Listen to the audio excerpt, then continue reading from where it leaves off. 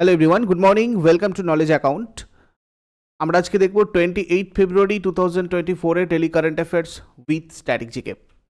WBPSC food SI এর full length test 20টা total test তোমাদের উইথ সলিউশন রয়েছে নলেজ অ্যাকাউন্ট অ্যাপের টেস্ট সিরিজ সেকশানে। অ্যাপের লিঙ্ক ডেসক্রিপশন বক্সে আছে, তোমরা ওখান থেকে গিয়ে অ্যাপটা ডাউনলোড করে এগুলোতে জয়েন করতে পারো। পরিবর্তন ব্যাচে তোমাদের স্পেশাল অফার থাকছে 28 তারিখ আর 29 তারিখ ফেব্রুয়ারি মাসের। কুপন কোড ইউজ করবে WBP24, এটা ইউজ করলে তোমাদের এইটা কমে 880 হয়ে যাবে। এটা 28 আর 29 তারিখ পর্যন্ত তোমাদের রিকোয়েস্টে কুপন কোডটা দেওয়া হয়েছে, তোমরা চাইলে এটাতে জয়েন করে নাও। আপাতত এনরোল করলেই তোমরা টেস্ট সিরিজগুলোতে অংশগ্রহণ করতে পারবে। চ্যাপ্টার ওয়াইজ টেস্ট যেগুলো রয়েছে তোমাদের 500+ এখানে মক টেস্ট রয়েছে। এবং 4 মার্চ তোমাদের কিন্তু লাইভ ক্লাস স্টার্ট হচ্ছে। কেমন? এর জন্য তোমরা এই নাম্বারগুলোতে যোগাযোগ করে নিও। এছাড়া WBPSC ক্লার্কশিপের প্রিলিয়ার মেন এটাও তোমাদের চলছে রানিং, তোমরা চাইলে এটাতেও জয়েন করতে পারো তোমাদের অধ্যায়ভিত্তিক বিস্তারিত ক্লাসে। এটাও তোমাদের ফেব্রুয়ারি পর্যন্ত এই অফারটা থাকছে। এবং যদি তোমরা এগুলোতে জয়েন করতে চাও, অ্যাপ থেকে এই মুহূর্তে জয়েন করতে একটু অসুবিধা হয়তো হতে পারে, তার জন্য তোমরা ভিডিওর ডেসক্রিপশান বক্সে চলে যাও। যে কোনো ভিডিওর টাইটেলে ক্লিক করে নিলে দেখো তোমাদের কাছে ডেসক্রিপশান বক্স চলে আসবে, এখানে মোড়ে ক্লিক করে নাও। তোমাদের প্রত্যেকটা লিঙ্ক এখানে দেওয়া আছে, এখান থেকে তোমরা জয়েন করে নাও। তারপর তোমরা অ্যাপে গিয়ে নিজেদের লগইন আইডি পাসওয়ার্ড দিয়ে লগ ইন করে এখানে যে কোনো কোর্সে তোমরা ক্লাস করতে পারবে বা টেস্ট সিরিজে অংশগ্রহণ করতে পারবে। কীভাবে করবে যদি অসুবিধা হয় তাহলে তোমরা এই টেলিগ্রাম গ্রুপটাতে জয়েন করে নাও, এর লিঙ্কও ডেসক্রিপশন বক্সে দেওয়া আছে। এখানে তোমাদের টিউটোরিয়াল ভিডিও দেওয়া আছে কীভাবে তোমরা জয়েন করবে। আর হোয়াটসঅ্যাপ নাম্বারটাতে তোমরা চ্যাট করো যদি অসুবিধা হয়। এছাড়া অ্যাপের যে হেল্প চ্যাট সেকশন আছে সেখানেও তোমরা জয়েন করতে পারো। সাইন আপের প্রসেসটা তোমরা ওয়েবসাইট দিয়েও করতে পারো অথবা এই অ্যাপে এসেও করতে পারো। অ্যাপের লিঙ্ক ডেসক্রিপশন বক্সে আছে। দেখো আজকে প্রথম প্রশ্ন যেটা দেখবো আমরা, ভারতের সবচেয়ে দীর্ঘতম তারের সেতু কেবল স্টেট ব্রিজ কোনটা? এর মধ্যে সবচেয়ে দীর্ঘতম তারের সেতু হচ্ছে সুদর্শন সেতু। দেখো, প্রধানমন্ত্রী নরেন্দ্র মোদী গুজরাটে আরব সাগরের ওপর ভারতের দীর্ঘতম তারের সেতু সুদর্শন সেতু উদ্বোধন করছেন। এটা 2.32 কিলোমিটার দীর্ঘ, যেটা ওখা এবং বেট দ্বারকাকে সংযুক্ত করেছে। এটা ভারতের দীর্ঘতম তারের সেতু। এর নির্মাণে 980 কোটি টাকা ব্যয় হয়েছে। আর এই সেতুর ফুটপাথের উপর সোলার প্যানেল রয়েছে, যেটা 1 মেগাওয়াট বিদ্যুৎ উৎপাদনে সহায়তা করবে। এই সেতুটা 4 লেন বা দুই পাশে 2.5 মিটার চওড়া ফুটপাথ দিয়েও নির্মাণ করা হয়েছে। এই হচ্ছে সেই সেতু। কে 2024 সালের ফেব্রুয়ারিতে পাকিস্তানের পাঞ্জাব প্রদেশের প্রথম মহিলা মুখ্যমন্ত্রী হিসাবে শপথ গ্রহণ করেছেন? মরিয়াম নওয়াজ 2024 সালের ফেব্রুয়ারিতে পাকিস্তানের পাঞ্জাব প্রদেশের প্রথম মহিলা মুখ্যমন্ত্রী হিসাবে শপথ গ্রহণ করেছেন। 2024 সালের 26শে ফেব্রুয়ারি পাকিস্তানের পাঞ্জাব প্রদেশের প্রথম মহিলা মুখ্যমন্ত্রী হিসাবে মরিয়াম নওয়াজ শপথ নেন। মরিয়াম নওয়াজ তার বাবা নওয়াজ শরীফ এবং চাচা শাহবাজ শরীফের উপস্থিতিতে পাঞ্জাব গভর্নর হাউসে শপথ নিয়েছেন। পাকিস্তানের কোনো রাজ্যের প্রথম নারী মুখ্যমন্ত্রী হয়েছেন এই প্রথমবার, ঠিক আছে? প্রথম কোনো নারী, তো এটা তোমাদের জন্য সেই কারণে ইম্পর্টেন্ট। মরিয়াম নওয়াজ নামটা ভালো করে মনে রাখবে, যেখানে বেনজির ভুট্টো আজ পর্যন্ত পাকিস্তানের প্রথম এবং একমাত্র মহিলা প্রধানমন্ত্রী ছিলেন। মরিয়াম নওয়াজ, এটা তোমাদের এখনো পরীক্ষায় প্রশ্ন আছে এই বেনজির ভুট্টোটা নিয়ে, ঠিক আছে? এখানে দেখো, মরিয়াম নওয়াজ পাকিস্তান মুসলিম লীগ নওয়াজ মানে PMLN দলের সিনিয়র ভাইস প্রেসিডেন্ট ছিলেন। পাকিস্তানের রাষ্ট্রপতি বর্তমানে রয়েছেন আরিফ আলভি, প্রধানমন্ত্রী আনোয়ার উল হক কাকার তত্ত্বাবধায়ক প্রধানমন্ত্রী। রাজধানী পাকিস্তানের Islamabad.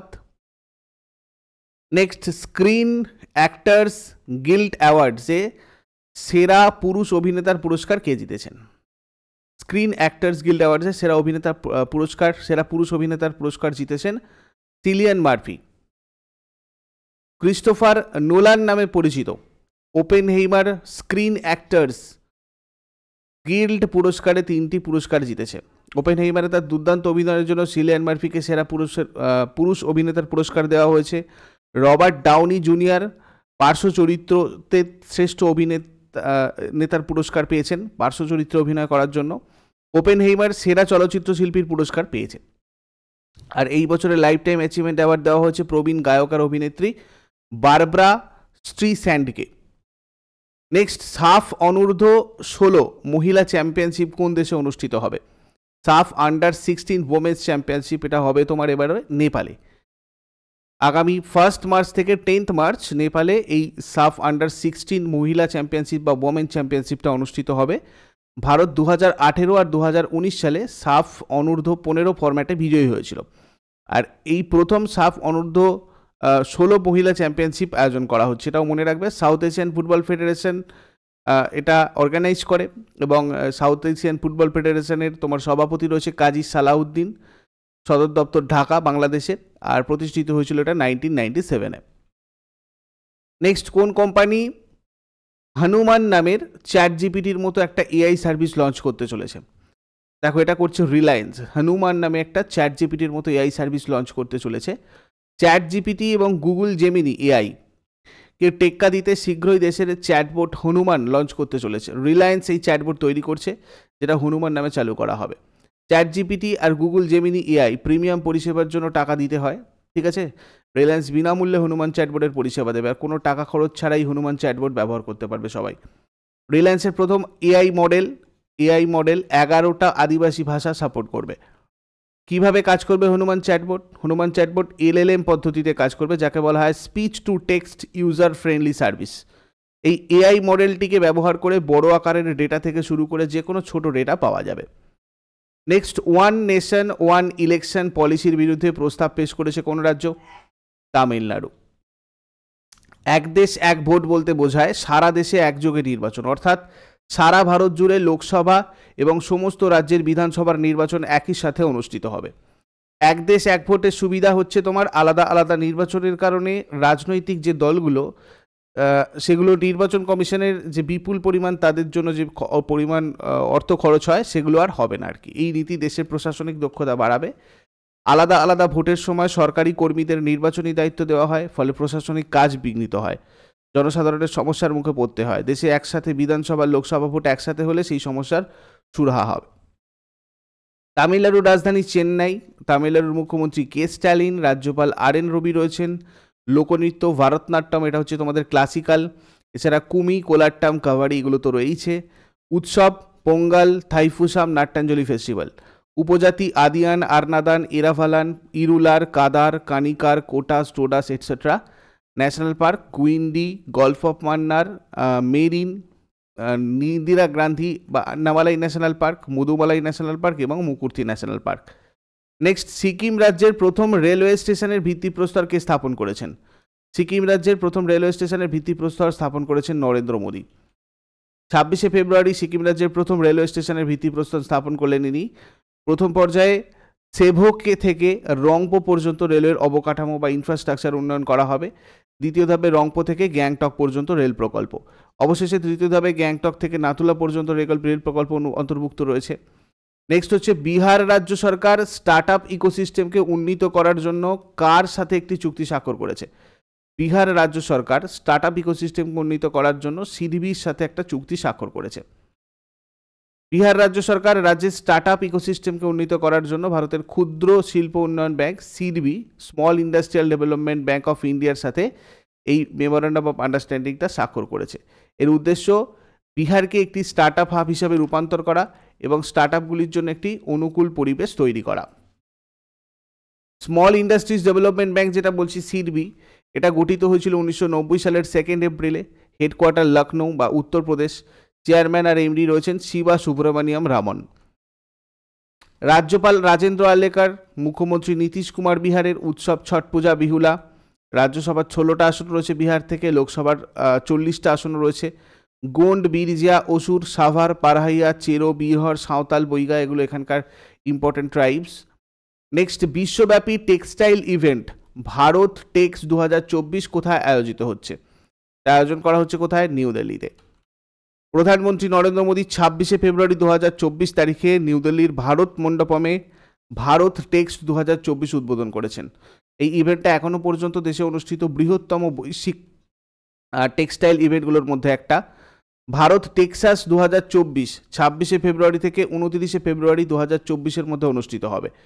Bharat Tex 2024 aims to showcase such innovations, creating a future-ready textile sector resilient to uncertainties. Next, neem summit and global neem trade fair অনুষ্ঠিত হয়েছে কোথায়? নিউ দিল্লিতে অনুষ্ঠিত হয়েছে neem summit and global neem trade fair. The neem summit and global neem trade fair hosted in New Delhi on 19 to 20 February 2024 is a collaborative initiative led by, কে পরিচালনা করেছে? ICAR, central agro forestry research institute ঝাঁসির। With diverse stakeholders, the event highlights neem's versatile application in agriculture, health care and environmental sustainability.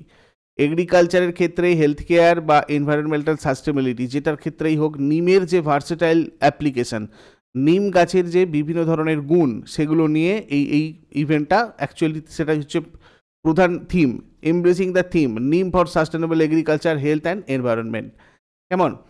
The summit aims to spotlight neem's multifaceted benefits and promote its role in fostering sustainability across various sectors. নিমের যাবতীয় গুণ সেগুলো নিয়ে promote করা, সেগুলো সবাইকে সচেতন করা, সেগুলো সম্পর্কে কীভাবে সেটাকে আরও ইমপ্লিমেন্ট করা যায় বিভিন্ন ক্ষেত্রে, হেলথ কেয়ার, এগ্রিকালচার এবং তোমার হচ্ছে এনভায়রনমেন্টাল সাস্টেনেবিলিটির দিক থেকে, এটাই হচ্ছে এটার মেইন লক্ষ্য আর কি।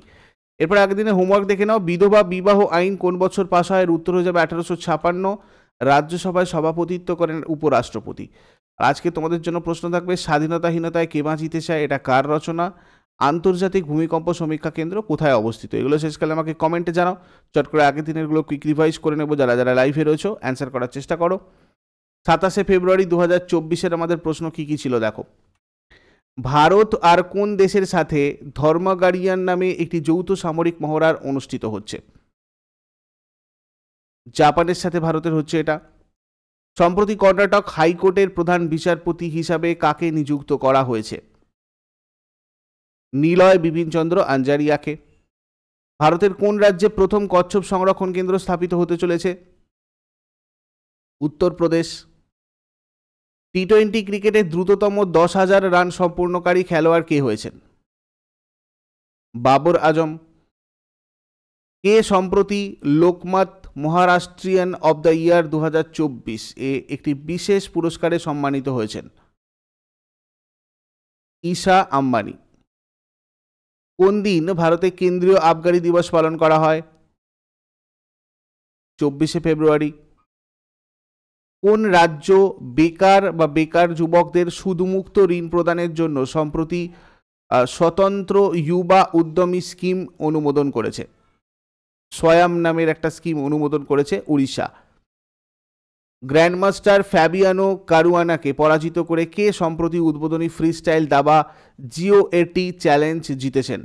কোর্ট চ্যালেঞ্জ জিতেছেন ম্যাগনাস কার্লসেন। ভারতের প্রথম ভার্চুয়াল ATM চালু করার জন্য কোন কোম্পানি সম্প্রতি 5টি ভারতীয় bank IDBI, Indian bank, Axis bank, Jammu and Kashmir bank and Karur Vysya bank এর সাথে অংশীদারিত্ব করেছে? পেমার্ট ইন্ডিয়া। কোন ব্যাংক সম্প্রতি ফেব্রুয়ারি 24-এ 8ই ফেব্রুয়ারি মানে 2024-এ তার 89তম ব্যবসায়িক সূচনা দিবস উদযাপন করেছে?